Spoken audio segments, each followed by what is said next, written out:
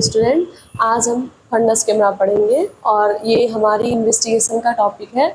और आज हम सबसे पहले पढ़ेंगे फंडस कैमरा क्या होता है और उसमें हमें क्या क्या पढ़नी पड़ेगी। तो सबसे पहले हम इंट्रोडक्शन ऑफ फंडस कैमरा पढ़ेंगे। उसमें हम उसके बाद ऑप्टिक्स ऑफ फंडस कैमरा क्या होते हैं, एप्लीकेशन क्या है, उसका इंडिकेशन क्या है, what is the advantage and disadvantage, उसके एडवांटेज और डिसएडवांटेज क्या है। उसके बाद नॉर्मल फंडस कैसे दिखते हैं, उसकी फोटोग्राफी दिखेंगे हम, और उस फंडस कैमरा को कुछ डिजीज के साथ हम इंटरप्रिटेशन करेंगे और उसके डायग्नोसिस भी देखेंगे, डायग्नोसिस के फिर उसके बाद। चलो अब हम इंट्रोडक्शन पे आते हैं। तो what is fundus camera. Fundus camera एक ऐसी कैमरा है जिसमें हमें हमारी रेटिना की पूरी न्यूरोसेंसरी टिश्यू दिखने को मिलता है।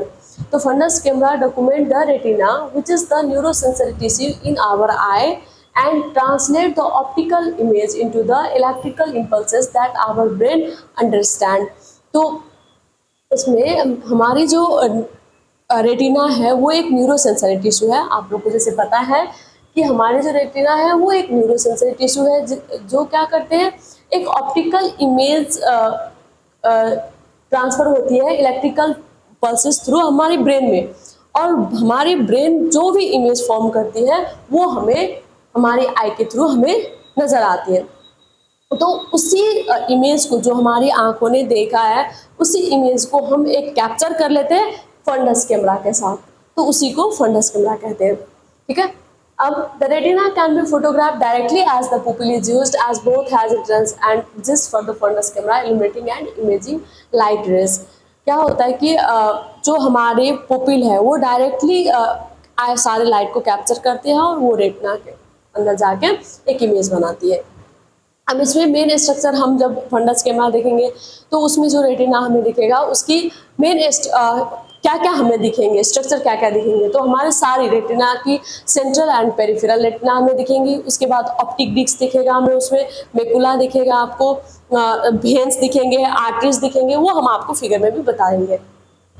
उसके साथ ये फंडस कैमरा देखने के बाद एक ऑप्टोमेट्रिस्ट, ज़्यादातर ये फंडस फोटोग्राफी करते ऑप्टोमेट्रिस्ट हैं, पर ये हम पास थ्रू करते हैं ऑप्थेल्मोलॉजिस्ट के पास ताकि वो डायग्नोसिस अच्छे से कर सके। तो ophthalmologist use this retinal photography for diagnosis and the disease treatment के लिए।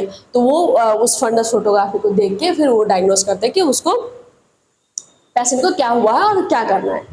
तो अब हम कैसे करते थे पेशेंट, क्या होता है कि जो फंडस कैमरा की जो इंस्ट्रूमेंट होती है वो इस तरह होती है। तो इसमें क्या करेंगे, जैसे ये हुआ हमारा फंडस फोटो, तो पेशेंट को हम कहते हैं कि आप अपनी चिन को चिन रेस्ट के साथ लगाइए और हेड को हेड रेस्ट के साथ लगाइए। फिर उसके बाद ये होता है जॉयस्टिक, ये जो है ये जॉयस्टिक कहते हैं।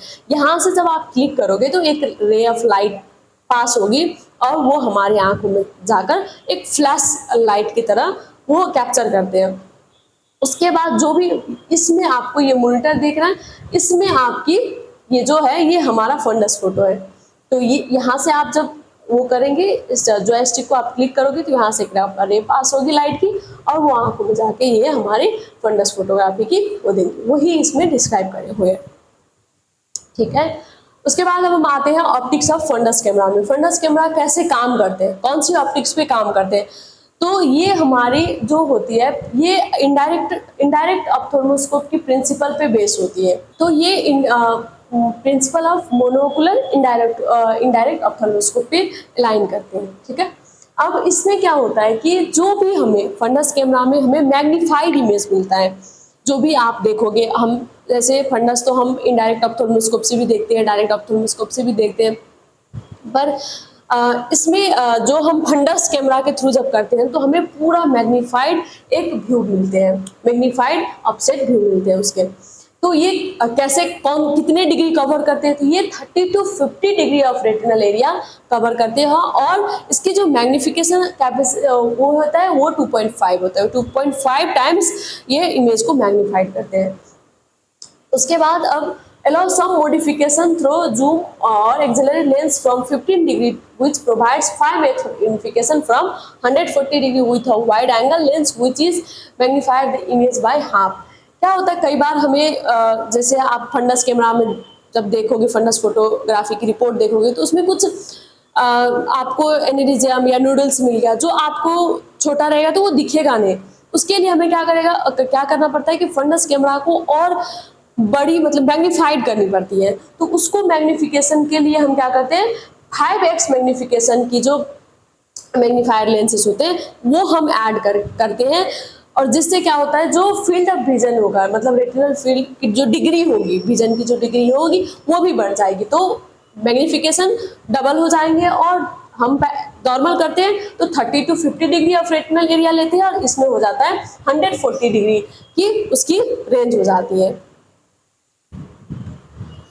उसके बाद ये रहा हम ऑप्टिक्स की इमेज जहाँ पर फंडस फोटोग्राफी काम करती है, ये उसकी ऑप्टिक्स है। ये हो गया हमारी आई, डायलेटेड पुपिल रहता है, ज़्यादातर हम फंडस फोटो करते हैं। आप विदाउट डायलेटेड भी कर सकते हो, पर ये थोड़ा डिफिकल्ट होता है, वो इतनी क्लियरिटी नहीं होता है। पर आप डायलेट के साथ फंडस फोटोग्राफी करोगे तो अच्छी से क्लियरिटी होता है। तो ये हमारी पुपिल हुई, हमारी आई हुई। यहाँ से एक लाइट पास होती है, एक प्लेन मिरर रहता है, प्लेन मिरर के साथ ये हुआ एक इंडिकेटर रहता है, मतलब जो लाइट इंडिकेटर रहता है, जहाँ से क्या करते हैं लाइट क्या करते हैं यहाँ से पास नहीं होकर वो डिटेक्ट हो जाते हैं। मतलब पूरी लाइट पास नहीं होती, कुछ लाइट आपको यहाँ से नीचे की तरफ चले जाते हैं इस ऑप्टिक्स में। यहाँ पर भी लेंस रखा होता है, और उसके बाद यहाँ से लाइट पास होकर लेंस में चले जाते हैं। यहाँ पर लेंस मैग्नीफिकेशन लेंस लगा होता है, और उसके बाद वहाँ से हमें फंडस आई की कैप्चर करके हमें फंडस दिखती है।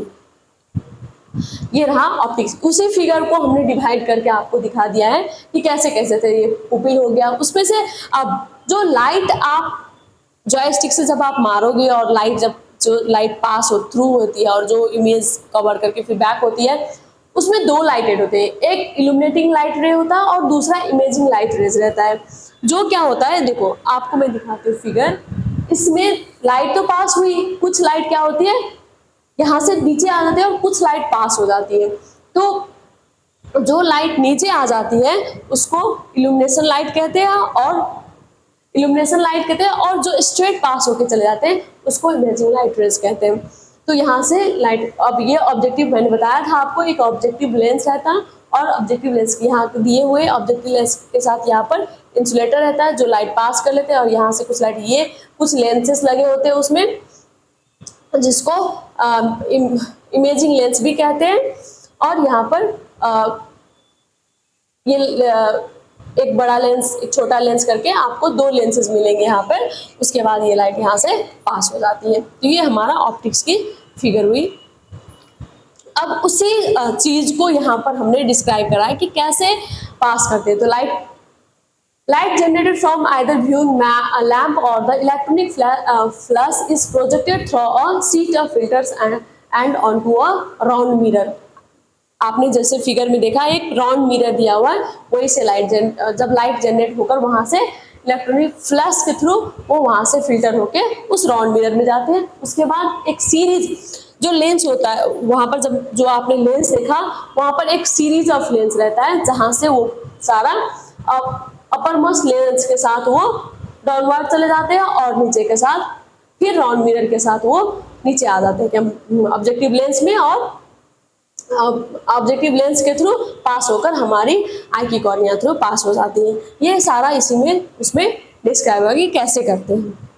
ठीक है, उसके बाद हम आते हैं इंडिकेशन में। अब हम फंडस कैमरा कौन कौन से पेशेंट में करते हैं, तो ज़्यादातर पेशेंट जिसकी विजन आपसे मतलब जब हम विजन करेंगे उसकी रिफ्रैक्शन करते टाइम आपने पिन होल से देखा और इम्प्रूवमेंट नहीं हो रहा है, तो उसके बाद हम पेशेंट को सजेस्ट करते हैं फंडस कैमरा के लिए। तो ज़्यादातर हम डायबिटीज़ पेशेंट को, age related macular degeneration, glaucoma, multiple sclerosis and neoplasma, रोइड एंड क्रेनियल नर्व्स, रेटिनल और आईबल, सच पेशेंट्स को हम फंडस कैमरा करते हैं। अब क्या होता है कि जैसे डायबिटिक मेलाइटिस के पेशेंट है, डायबिटीज दो तरह के होते हैं आप लोगों को पता है, एक प्रोफेरेटिव एक नॉन प्रोफेरेटिव। तो उसमें क्या होता है कि आप उस पेशेंट को, डायबिटीज पेशेंट को हम ये कहते हैं कि आप हर एक आफ्टर 6 मंथ और 1 ईयर के बीच में आप बार बार अपनी फंडस फोटोग्राफी करवाते रहे, ताकि हमें पता चल सके कि उसकी फंडस में कितने चेंजेस आए हैं। ठीक है, तो ये ताकि हम उसकी विजन को लॉस होने से रोक सकें। ठीक है, अब हम आते हैं वो कैसे मॉनिटरिंग करेंगे और कौन कौन सी चीज में। तो कई बार हम इमरजेंसी केसेस में भी फंडस कैमरा करते हैं, ट्रॉमा में कर लेते हैं, कई बार एक्सीडेंट में भी हम करते हैं। पेशेंट को एक्सीडेंट हो गया, कांस्टेंट हेडेक हो रहा है, पेशेंट को लगातार हेडेक हो रहा है, उनकी जो ऑप्टिक डिस्क है उसमें सूजन आ गया, तो भी हम करते हैं। पेपिलोएडिमा के केसेस में भी हम पेशेंट को फंडस फोटो करते हैं। उसके बाद इंट्राक्रेनियल प्रेशर अगर बढ़ जाए तो भी हम ये करते हैं, which can not do hydro and being intracranial hypertension और ब्रेन ट्यूमर, अगर पेशेंट को ब्रेन ट्यूमर हो गया या इंट्राक्रेनियल हाइपरटेंशन है तो भी हम करेंगे। पेशेंट को किसी एक्सीडेंटल स्ट्रोक आ गया है तो भी हम ये करते हैं, फंडस फोटोग्राफी करते हैं। और पेशेंट के जैसे रेटिनल डिटैचमेंट हो गया है, पेशेंट ने आपसे कंप्लेन करेंगे कि मुझे अचानक से मेरी विजन लॉस हो गई और आप इन देखो इंप्रूवमेंट नहीं हो रहा है, तो हम उस डिजीज को फाइंड आउट, किसी भी डिजीज को हम फाइंड आउट करने के लिए हम फंडस फोटोग्राफी करते हैं। क्योंकि जब तक हम पूरी फंडस नहीं देख लेते तब तक हमें डिजीज की पता नहीं चलेगी, क्योंकि जब तक आप फंडस की पूरी वो नहीं देख लेते कि फंडस कैसे है, रेटिना की क्या कंडीशन है, मैकुला डिस्क कैसे है, और सॉरी मैकुला कैसे है, ऑप्टिक डिस्क कैसे है, तब तक हमें उसकी डिजीज की पता नहीं चलेगी। ठीक है, अब आते हैं एडवांटेज में, हम ये क्यों करते हैं, किस लिए करते हैं, और वो तो आपने पता चले आपको। फिर एडवांटेज में आते हैं कि ये कैसे एडवांटेज, ये बहुत सिंपल और क्विक मेथड है, हम इस चीज को बहुत सिंपली कर लेते हैं और फास्ट हो जाती है हमें ये एक एडवांटेज है। उसके बाद ऑब्जर्वर लार्ज रेटिनल फील्ड, हमें पूरी रेटिनल फील्ड मिल जाते हैं इसमें one time compared with ophthalmoscope. Ophthalmoscope से क्या होता है, फंडस तो हमें ऑप्थेल्मोस्कोप से भी दिखता है, पर क्या होता है कि ऑप्थेल्मोस्कोप से जब आप फंडस देखोगे तो वो पूरा फील्ड ऑफ व्यू नहीं दे पाता है, वो आपको कुछ कम देगा, आप जितने में उसको फोकस करोगे, क्योंकि वो एक लिमिटेड एरिया तक ही देगा। पर जो फंडस फोटोग्राफी हमारा वो पूरा एरिया को कवर कर लेता है। इसमें मैंने पहले ही बताया था, इसमें डायलेशन की कोई इंपॉर्टेंट इतनी नहीं है, आप विदाउट डायलेट भी इसको कर सकते हो। उसके बाद making it a less invasive procedure than traditional method की से अभी का जो है वो लेस इन्वेसिव है। High patient complaints, image can be saved and used at a later time or by different clinicians। क्या होता है कि जैसे फंडस फोटो की जो मशीन है वो हो गया, आपकी ओसीटी की जो मशीन है, पेरीमेट्री की मशीन है, ये तीनों मशीन में ये ऐसी मशीन है कि आप एक बार उसमें कर लिया और आपने डाटा फिल कर दिया, तो वो आप 5 साल बाद या 6 साल बाद, अगर उस सिस्टम में कुछ नहीं हुआ 5-6 साल तक, तो वो रिकॉर्ड आपको मिल जाएंगे। तो पेशेंट अगर आपके 2 साल बाद भी आए या 1 साल बाद भी आए, तो आप अगर उन्होंने रिपोर्ट नहीं लाया है तो भी आप अपने सिस्टम को उस फंडस फोटो को खोल के उसकी रिपोर्ट को आप अभी की रिपोर्ट से मैच कर सकते हो, तो आपको पता चल जाता है। ये उसमें एक मस्ट एडवांटेज है कि आप कभी भी उनकी रिपोर्ट को बार बार देख सकते हो। Progression of disease can be monitored over time, allowing for a better management plans। अब कोई डिजीज किसी को हो गया, सडन हो गया, तो वो टाइम नहीं लेते। कई बार रेटिनल डिटैचमेंट की पेशेंट हो गया आपके पास, और या हेमरेजेस की पेशेंट है, तो वो आप बहुत कम टाइम में आप डिटेक्ट कर सकते हो कि पेशेंट को क्या हुआ है, क्योंकि अगर ज़्यादा समय देंगे तो वो विजन लॉस ज़्यादा हो जाएगा, तो एक बहुत लेट हो जाएगा। पर ये क्या करते हैं, आप जैसे करोगे आपको पता चल जाएगा और हम ज़्यादा से ज़्यादा कम समय में ट्रीट कर सकते हैं। Different filters and dye available to allow from different type tests. जैसे अब हम डाई डाल के भी फंडस फोटो जैसे पेशेंट को हेमरेजेस है या सेंट्रल क्रेनियल हेमरेजेस हो गया है, तो हेमरेजेस केस में हम एफएफए भी करते हैं, फंडस फ्लोरेसेंट एंजियोग्राफी भी करते हैं। उसमें क्या करते हैं, हम डाई डाल के करते हैं। तो यही कह रहे हैं कि आप डाई के साथ भी आप फोटो ले सकते हो, तो ये एक अच्छी खासियत है इसकी कि आप मेडिसिन के साथ में वो कर सकते हो। अब इसकी डिसएडवांटेज क्या है, तो ये डिसएडवांटेज में क्या क्या होगी, तो पेशेंट को डिफिकल्टीज होगी, है ना, जब वो किसी को लाइट से प्रॉब्लम है तो वो जो रे लाइट पास होगी, जिससे आप लाइट पास करोगे तो उस लाइट से डिफिकल्टी हो सकती है। ये चीप है, मतलब जो पेशेंट की इकोनॉमिक कंडीशन ठीक नहीं है तो वो थोड़ा हिचकिचाते हैं ये करने में, तो उसके लिए प्रॉब्लम आ जाती है। उसके बाद जैसे कैटरैक्ट पेशेंट हो गया, कैटरैक्ट पेशेंट को जब आप फंडस फोटोग्राफी करोगे तो वो क्लियरिटी नहीं आती, इतनी ज़्यादा क्लियर नहीं आती उसमें, और less magnification image clarity than indirect. देखो इनडायरेक्ट ऑप्थेल्मोस के कंपैरिजन में ये थोड़ा कुछ इसकी जो इमेज क्लैरिटी होगा वो कम होगा, क्योंकि इनडायरेक्ट ऑप्थेल्मोस में आप ऊपर से एक लेंस डाल के देखते हैं तो उसमें बहुत अच्छे से क्लियरेंस होती है, पर उसी तरह आपको फंडस फोटो में इतनी ज़्यादा क्लियर, छोटी छोटी चीज़ इतनी क्लियर नहीं होगी, पर क्लियर होती है अकॉर्डिंग टू डायरेक्ट ऑप्थेल्मोस्कोप ये क्लियर होता है, पर इनडायरेक्ट ऑप्थेल्मोस्कोप के कंपैरिजन में ये थोड़ा उससे वीक होती है। ठीक है, आपको जैसे कॉटन वूल स्पोर्ट्स हो गया या due to lack of depth observation, ये सब देखने में आपको थोड़ा जो छोटी छोटी चीज़ होगी जैसे एनेरिज्म हो गया, कॉटन वूल स्पोर्ट्स हो गया, हार्ड एक्जुगेट्स हो गया, ये सब देखने में आपको थोड़ा डिफिकल्टी होगी। पर ये क्या होता है, हमें 2 डायमेंशनल फिगर देते हैं, ठीक है, और सिर्फ 2 डायमेंशनल फिगर देते हैं और 3D बाइनोकुलर इनडायरेक्ट ऑप्थेल्मोस्कोप की इसमें। ठीक है, अब एप्लीकेशन हम कैसे करेंगे, कैसे कैसे कर सकते हैं इसको। तो practical instrument for fundus photography perform the following modes of examination. आप कौन कौन से मोड में कर सकते हो, तो एक कलर में भी कर सकते हो, रेड कलर में, जिसे आपको जब देखोगे आप तो उसमें पूरी ब्लड की तरह आपको दिखेगा पूरी फंडस। एक ब्लैक एंड व्हाइट में विदाउट कलर भी कर सकते हो आप, तो वो ब्लैक एंड व्हाइट रहता है, ब्लैक एंड व्हाइट में भी आप उसकी फोटो ले सकते हो।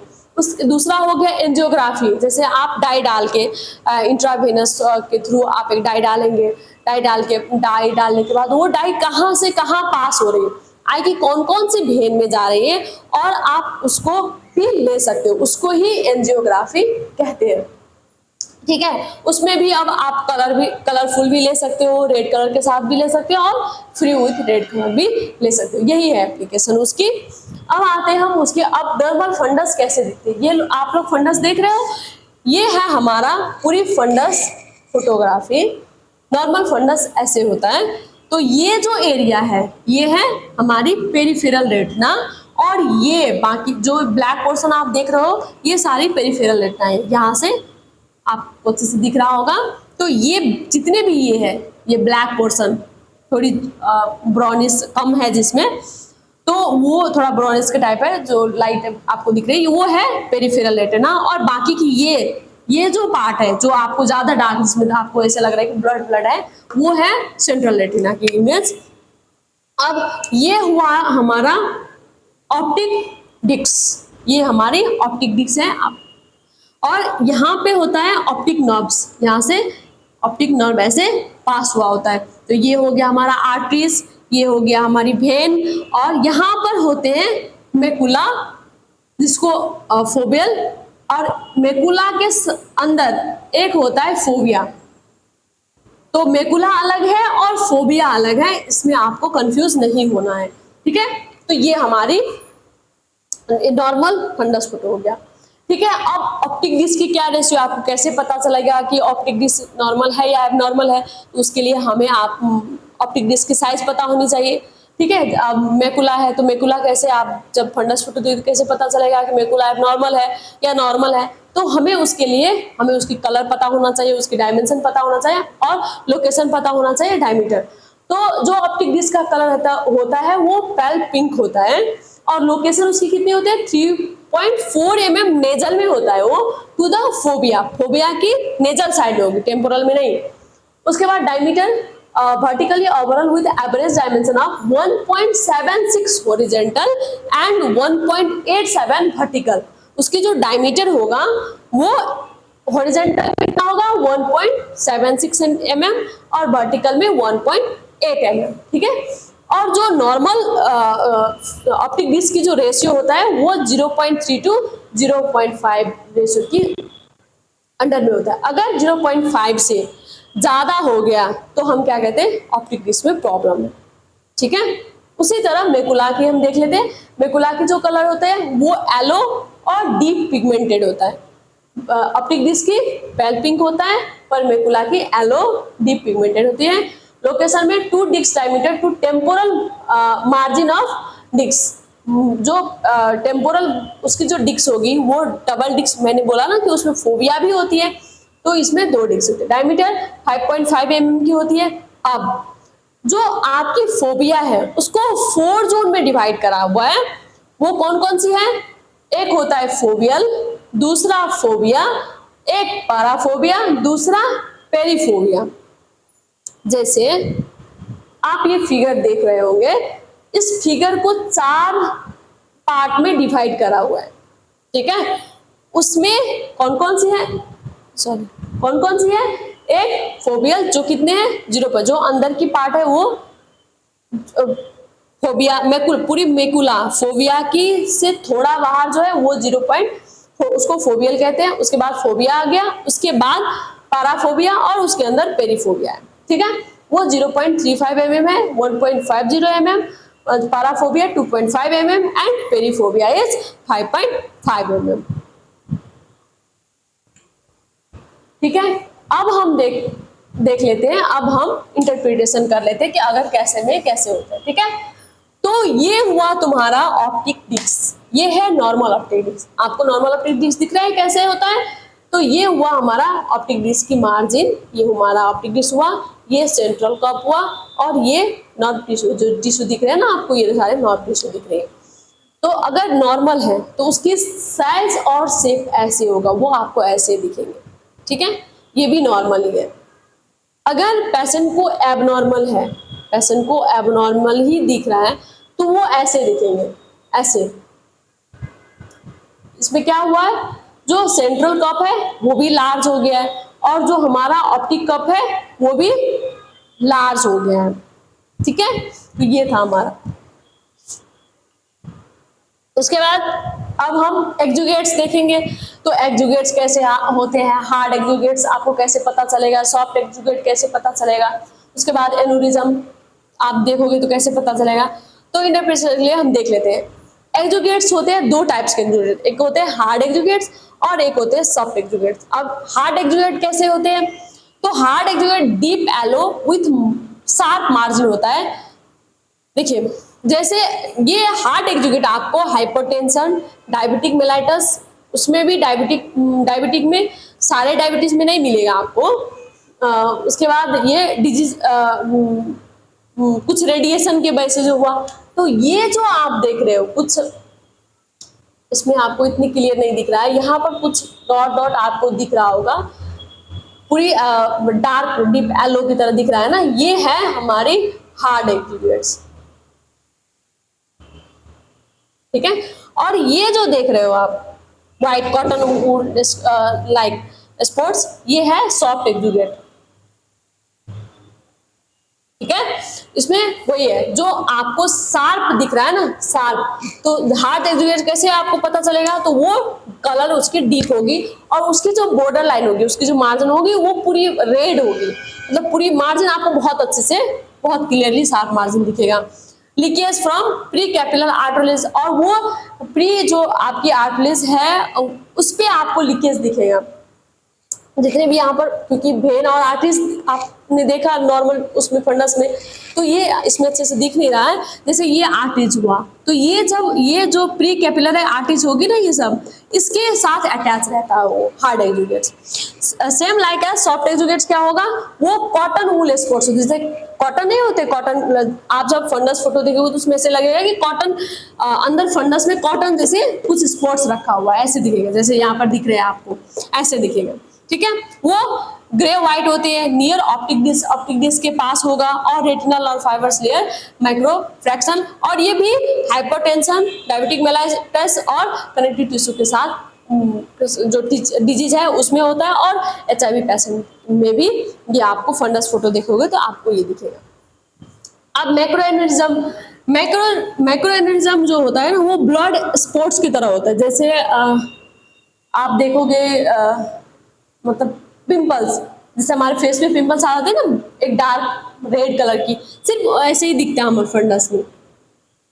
ये आपको क्लियर फोटो इतनी अच्छी नहीं दिख रही है, इसमें ऐसे ही रेड एक ऐसे दिखता है, कुछ स्पॉट्स पिंपल्स की तरह रेड स्पॉट्स जो भी आपको उसमें दिखेगा, तो वो मैक्रो एनेरिज्म होती है, ठीक है। अब मैकुलर होल, मैकुला में कई बार जब पेशेंट को आप मैकुला देखोगे फंडस फोटो में, तो उसमें आपको एक छेद की तरह लगेगा मैकुला में, तो उसको क्या कहते हैं, मैकुलर होल कहते हैं। ऐसे व्हाइटिश ऐसे लगेगा कुछ पस की तरह हो गया, कुछ हो गया वहां पर, जैसे मतलब होल की तरह दिखेगा आपको, तो उसे मैकुलर होल कहते हैं। अब आते हैं हम पेशेंट, कौन कौन से पेशेंट में कैसे दिखते हैं। अब रेटिनल डिटैचमेंट की पेशेंट की जो फंडस फोटो देखोगे आप तो कैसे दिखेगा वो, तो वो कुछ इस तरह दिखता है। जो रेटिना फट जाते हैं ना, रेटिनल डिटैचमेंट क्या होता है, रेटिना फट जाते हैं। तो रेटिना कहाँ से, बीच से तो नहीं फटता, तो रेटिना पूरी नहीं फटती, कुछ रेटिना की लेयर फटती है, तो वो आपको कुछ इस तरह दिखेंगे, ठीक है। और ये जो दिख रहे हैं ना आप, ये है रेटिनल टीयर्स, ऐसे एक ऐसे बिन्स की तरह बन जाते हैं, वो ब्लड क्लॉट की तरह होता है, उसे हम टीयर, रेटिनल टीयर भी कहते हैं, ठीक है। अब ऑप्टिक डिस्क पैलर है, ये जो ऑप्टिक जो आप देख रहे हो ना, ऑप्टिक डिस्क पूरी येलो हो गई, पूरी आपको दिख ही नहीं रहा है ऑप्टिक कर्व कहाँ है और ऑप्टिक डिस्क कहाँ है, तो उसको हम क्या कहते हैं, ऑप्टिक डिस्क पैलर। अब डायग्नोसिस कैसे करेंगे हम, तो हम पेशेंट की फंडस देख के आपको डायग्नोसिस करनी पड़ेगी, ट्रीटमेंट मतलब इसको क्या हुआ है, पेशेंट को क्या हुआ है। तो फर्स्ट ऑफ ऑल हम देख लेते हैं ग्लूकोमा पेशेंट की फंडस। तो आप जब ग्लूकोमा पेशेंट की फंडस देखोगे तो आपको कुछ इस तरह दिखेगा। उसमें क्या होता है, ग्लूकोमा पेशेंट में ऑप्टिक डिस्क की रेशियो बढ़ जाती है, वेरी गुड। तो ये ऐसे ऑप्टिक डिस्क और ऑप्टिक कब दिख रहा है आपको, इसमें नहीं दिख रहा है ना, सारे मिक्स आउट, क्योंकि दोनों की रेशियो जो है वो बढ़ गया है।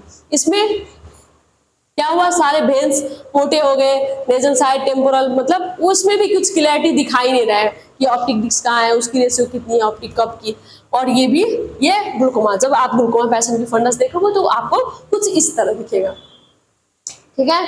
सेम लाइक एज, हाँ वो हार्ड एक्जुगेट और सॉफ्ट एक्जुगेट देख लिया हमने।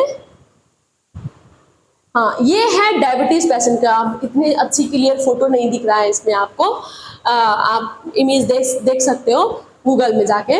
तो ये है डायबिटीज भी हमारे कितने टाइप्स के होते हैं, 2 टाइप्स के, टाइप्स ऑफ, क्या 2 टाइप्स के होते हैं, एक रिलेटिव और दूसरी नॉन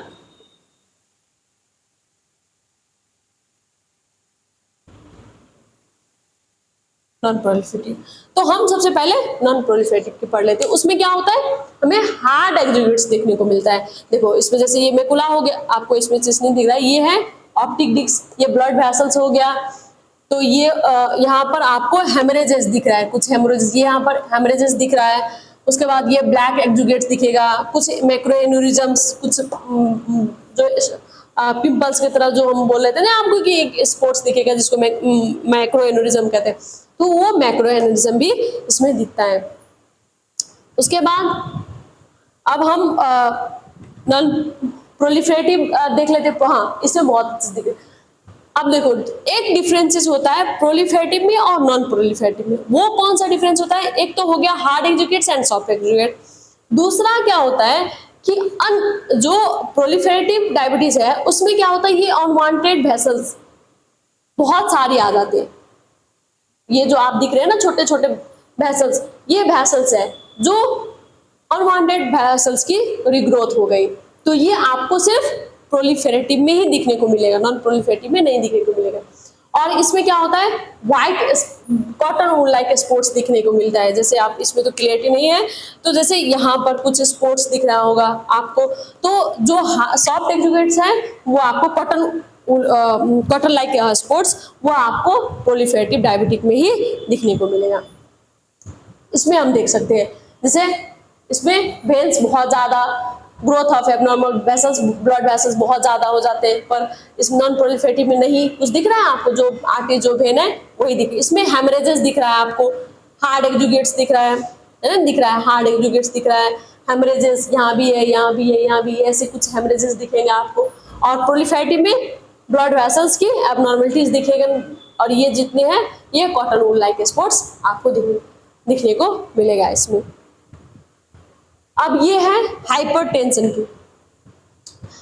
हाइपरटेंशन रेटिनोपैथी में क्या होगा, उसमें भी आपको कॉटन, ये हेमरेजेस देखने को मिलेगा। ये है हमारे जो पेशेंट आएगा जिसको लॉन्ग टाइम से हाइपरटेंशन हो, तो उसकी फंडस हमें कुछ इस तरह दिखेंगे। उसमें भी क्या होगा, कुछ ऐसे कॉटन वूल स्पॉट्स लाइक दिखेंगे आपको, ऐसे कुछ दिखेगा। और उसमें हेमरेजेस, इसमें भी हमें बहुत सारे हेमरेज मिलते हैं। क्या होता है कि जब पेशेंट को हाइपरटेंशन होता है तो वो इमीडिएट किसी का बीपी बढ़ गया तो क्या होता है, ब्लड फ्लो उस टाइम बहुत, और ब्लड फ्लो की जो रेट होता है वो बहुत हाई होता है। तो वो क्या करते हैं, हमारी फंडस में जाके स्टॉक करता है, वहां से लीक हो जाता है। बहुत तेजी से हुआ तो ये आर्टरीज क्या फट गया तो यहाँ हेमरेज होके क्लॉट जैसे बन जाता है। तो वो हेमरेजेस हमें कुछ ऐसे दिखेंगे। ठीक है, ये हुआ हाइपरटेंशन के। अब देखते हैं हम, ये हुआ, ये जो देख रहा है अब एज रिलेटेड मैकुलर डिजेनरेशन। इसमें आपको मैकुला दिख रहा है, इसमें हमें मैकुला दिख ही नहीं रहा। मैकुला में बहुत सारे डिजेनरेशन हो गए, ये कुछ दिखेगा नहीं सिर्फ आपको। इसीलिए जो एज रिलेटेड मैकुलर डिजेनरेशन की पेशेंट होते हैं उसकी सेंट्रल विजन सही रहता है, जो पेरिफेरल विजन रहता है वो लॉस होता है क्योंकि उसके मैकुला ही डिफेक्ट रहता है। सेम लाइक एज हम देखेंगे, ये है हमारा central retinal arteries when occlusion. क्या होगा अगर किसी पेशेंट की सेंट्रल रेटिनल आर्टरीज ओक्लूजन हो गया तो पूरी फंडस आपको व्हाइटिश दिखेगी, जितना रेड होना चाहिए उतना, क्योंकि ब्लड की वो हो जाएगा। तो ये कुछ ऐसे दिखेंगे आपको। उसमें भी आपको ऑप्टिक डिस्क, ऑप्टिक रेशियो की वो फाइंड आउट करने में बहुत मुश्किल होगी। मैकुला की भी कलर कुछ डिफेक्ट हो जाएगा। ठीक है, ये है रेटिनोपैथी के पेशेंट, जो प्रीमेच्योर बेबी हो जाते हैं ना उसकी उसकी फंडस है ये। उसमें क्या होता है, प्रीमेच्योर में जो रेटिना होता है वो फुली डेवलप नहीं होती, क्योंकि बेबी का जो बर्थ होता है वो 9 मंथ से पहले हो जाता है, तो वो रेटिना फुली डेवलप नहीं हो पाता, जिस वजह से हमें फंडस कुछ ऐसे दिखते हैं, कुछ अनवांटेड वैसल्स, ब्लड वैसल्स दिखेंगे, जिससे हमें क्या करना पड़ता है, लेजर के साथ उसको ब्लॉक करनी पड़ती है ताकि वो फिर अनवांटेड वहां से कुछ ब्लड वेसल्स ना जनरेट हो और विजन जितना है उतना स्टेबल रहे। ठीक है, तो ये है रेटिनोपैथी की, ऐसे आपको फंडस दिखेगा। ठीक है, ये है विट्रस हेमरेजेस की फंडस फोटो। ठीक है, विट्रस हेमरेजेस में क्या होगा, जब विट्रस हेमरेजेस हो गया, फट गया, तो सारे कहाँ चले जाएंगे, रेटिना में, क्योंकि रेटिना से आगे हमारा विट्रस है, और विट्रस ही फट गया तो सारे कहाँ चले जाएंगे, रेटिना पे चले जाएंगे। और जब आप विट्रस हेमरेजेस के पेशेंट की जब फंडस फोटो करोगे तो आपको करने में भी, हाँ, फोकस करने में थोड़ा डिफिकल्ट होता है, और आपको फंडस कुछ ऐसे दिखेगा, कुछ नहीं दिखेगा आपको, ऑप्टिक डिस्क कहाँ है, मैकुला कहाँ है, क्या है, कुछ नहीं, वो पूरी ऐसे हेमरेजेस आपको डार्क दिखेगा, ब्लडी ब्लड दिखेगा उसमें रेटिना पे। ठीक है, थैंक यू।